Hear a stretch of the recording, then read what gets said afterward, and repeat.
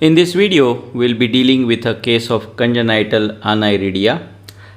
Congenital aniridia is not merely absence of iris tissue. Because of the absence of iris, the patient gets lots of glares, but apart from that, there is aniridia associated keratopathy as well as glaucoma. There is dry eyes and agal abnormalities which are associated.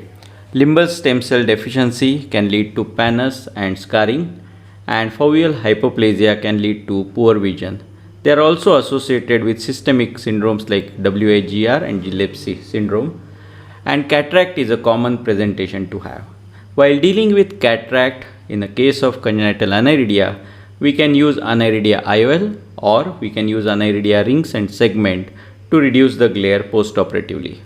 There are custom made artificial iris as well, but they are expensive.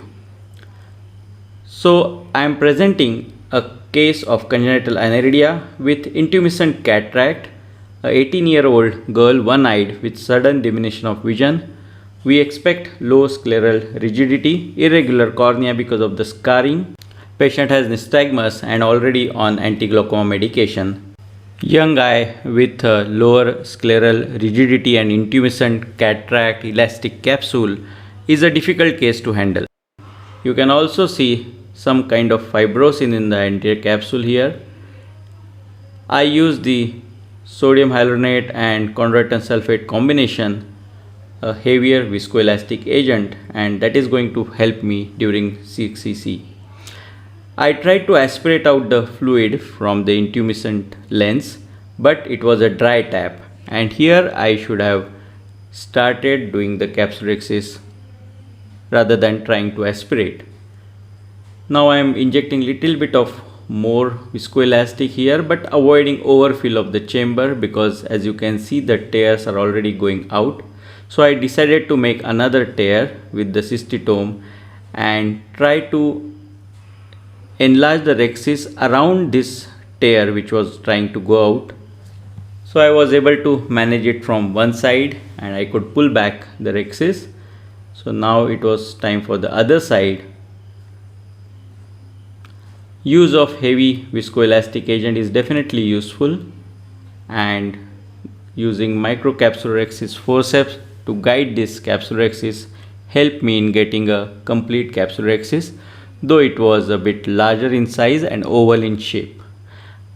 It was a very soft cataract as expected, so just phacoaspiration was required to remove the nuclear material. Capsular polishing and cortex aspiration was done, and now I decided to implant the aniridia rings. Now the problem that we may expect during implantation here because of the large rhexis is that there is a chance that it might come out of the bag while I am rotating it in the bag. I have enlarged the incision little bit so that the flaps on the ring are not caught and broken. It is important to guide each flap into the incision and into the anterior chamber very carefully to avoid any damage to the ring. And the last part is directed using a forceps into the bag.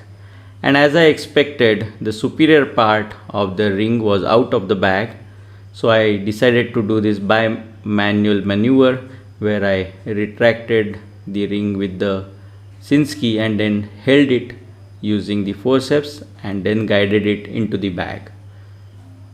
Before doing that, I inflated the bag well with hyaluronate. So using proper OVD during the course of the surgery is very essential for the success of the surgery. Now the second ring is being implanted, and to avoid that ring going out of the bag, what I did is that I inserted this ring under the first ring, that is posterior to the first ring, and for this part also I carefully inserted it under the first ring, and then the IOL is placed in the bag. Also again I saw to it that the haptics are behind these rings so that there will be capsular fibrosis and fixation of the IOL in the back. So this is how the patient looked at the end of the surgery, and patient got good 6/60 vision. There was foveal hypoplasia. Patient was extremely happy with the visual outcome. Thank you.